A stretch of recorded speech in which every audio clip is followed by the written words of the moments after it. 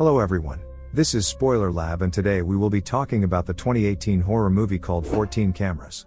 A young couple who lives in a rented house has no hot water. The boyfriend decides to call the female landlord so that she can fix the issue. But an unpleasant male voice answers him on the phone. He is surprised and says that it would be better to live in a hotel room. And he turns out to be right because hidden security cameras are installed all throughout the house. All their activities, even intimate ones, are watched around the clock by an old pervert landlord named Gerald. He seizes the moment when the couple leaves on business and comes to their house. Here, the pervert enjoys sniffing the girl's underwear. Afterward, Gerald troubleshoots the water, sucks on the girl's toothbrush, and steals her keys. In the evening, the couple prepares to leave the house. The girl unsuccessfully searches for her keys, and the guy brushes his teeth with her brush because he lost his. But the taste of the brush is so disgusting that he thinks that it fell into the toilet. In the morning, Gerald comes to another house, which he rents out to a lonely girl named Sarah. Here, the pervert quietly installs new cameras and drinks milk from the refrigerator. Suddenly, Sarah returns from walking the dog and Gerald hides in the bathroom. When Sarah decides to take a shower, the maniac abruptly attacks her and beats her. He binds the girl's hands with tape. While Gerald is thinking about what to do next, Sarah comes to her senses and desperately calls for help. The maniac again immobilizes the victim and loads her into the back of his van. After that, he arrives at one of his many houses. Nobody lives in it, but the super-secret security camera watching room is here, where he watches his tenants. Meanwhile, a new family is going to rent from Gerald. A woman named Lori chooses the maniac's house since she is attracted to the low rent. Lori, her husband Arthur, son Kyle, daughter Molly and her friend Danielle are all on the road. The house delights the family. The girls quietly drink vodka and go for a swim in the pool. Gerald is watching everything that happens. Danielle wants to sleep with Kyle to get revenge on her boyfriend. She openly flirts with him while Molly showers. Meanwhile, a preoccupied Gerald uploads cam videos to a porn site. In the cargo hold of the car, Sarah wakes up and desperately calls for help. Gerald ties her hands and takes her down to the basement of his property. It contains another prisoner. Gerald continues to watch over his tenants. Arthur has a strange feeling that his family is being watched. However, Lori comforts her husband and flirts with him. Gerald watches them having sex. Kyle secretly goes outside to smoke weed. Danielle follows him and offers to swim in the pool. However, he does not respond to her advances and says that he is extremely uncomfortable in this house. Danielle returns to the room and Molly asks her not to flirt with Kyle. Sarah talks to the girl in the cellar named Claire. She says that she has been imprisoned for an incredibly long time, and that it is impossible to escape. Sarah continues to come up with escape options, but Claire warns that Gerald will kill her, because there had already been a similar incident. Earlier, one of the prisoners tried to escape, but 3 days later the maniac forced Claire to dig a grave for her own body. A teenage boy lives in one of Gerald's houses. The maniac does not infringe on the child but does not talk to him either. A courier brings a package to the house and asks the boy to sign for it. An interested kid opens the box and realizes that it contains a batch of surveillance cameras. Gerald seizes the moment when the tenants' families are not at home and arrives there. At the house, he sniffs all the girls' makeup and puts Danielle's lipstick on. After that, the maniac sets up new cameras to see more juicy details from the girls' lives. The family returns home and Arthur wonders why the front door wasn't locked. The man finds Danielle's fallen lipstick and continues to test his suspicions that their house is being watched. However, Danielle interrupts Arthur and he leaves. Gerald lustfully watches as the girl prepares to take a shower. On a porn site, he is offered $5,000 for a Danielle nude video. In the cellar, Sarah does not give up trying to get out, although Claire tearfully begs her not to risk it. Suddenly, Gerald arrives and drops food for the girls. Afterwards, Claire tells her friend that she has a son. She was pregnant when Gerald kidnapped her. Claire had to give birth in the basement, and then the man took the boy.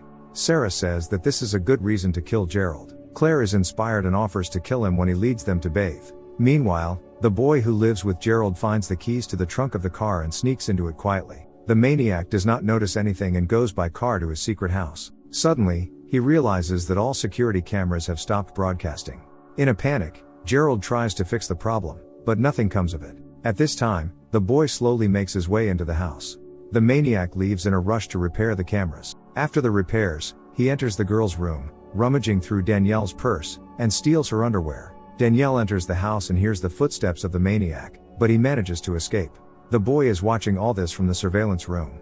Returning to her room, Danielle notices the mess in his bag. Molly assumes that Kyle has been rummaging through it for vodka. She goes to preach morals to her brother, and in the meantime Daniel notices the loss of his underwear. At night, she accuses Kyle of stealing and calls him an angry pervert. Gerald returns home, and the boy barely has time to hide. The maniac takes a gun and goes to check if his prisoners are in place. The child is watching from the window.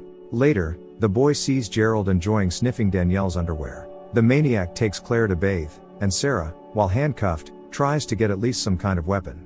After the bath, Gerald brings Claire back and is now taking Sarah upstairs. At the house, he removes her handcuffs, and she stabs him with a wooden stick. After that, she tries to escape, but the front door is locked. She locks herself in the garage and grabs a hammer. She promises to come out on the condition that Gerald releases Claire.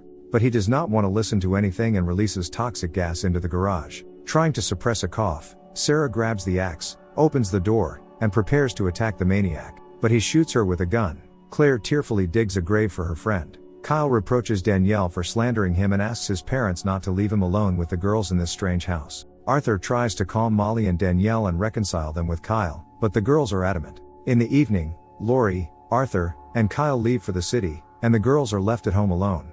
They put on their swimsuits, get drunk by the pool, and chat nicely. Gerald is live streaming everything that happens to a porn site. One of the perverts there wants to buy the girls. Gerald writes that they are not for sale. However, one of the commentators gives out the address of the house where Molly and Danielle are. Gerald hastily deletes comments and blocks the chat participants, but the address still becomes public knowledge. In a panic, the maniac hurries to the girl's house. Meanwhile, the boy rides his bike to Gerald's secret home and watches the footage. The maniac stops at the girl's house and notices a stranger in black clothes there. Molly and Danielle are unaware of the danger and calmly walk around the house. Danielle accidentally spills vodka on the couch and the girls try to clean up the stains. Molly hears strange noises and thinks her parents have already returned. Then the pervert in black catches the girls one by one, beats them with a stun gun, and ties them up.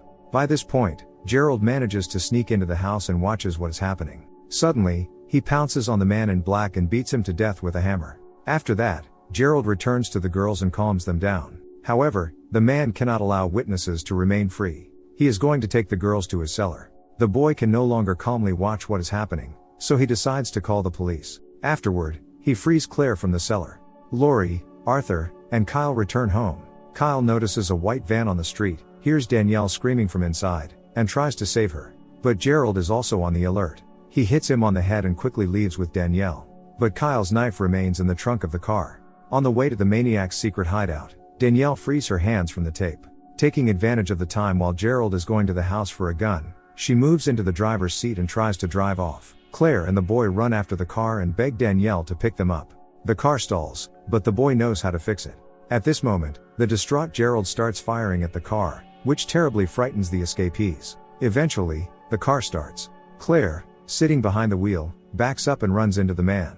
The boy looks at Gerald's motionless body in confusion but immediately gets into the car to leave the frightening scene with the girls. The next morning, police are discussing Gerald's crimes. On his computer's hard drive, they find hundreds of thousands of hours of footage. The police are going to inform all the residents of Gerald's houses that they were continuously watched. Also, law enforcement officers suggest that kidnapped girls may still be hidden in some of the houses. Meanwhile, Gerald arrives in Mexico in a stolen car and decides to settle there. His new prisoners are sitting in the trunk of the car. Thank you all for watching. Subscribe to the channel, like the video, and comment which movie you want to see next.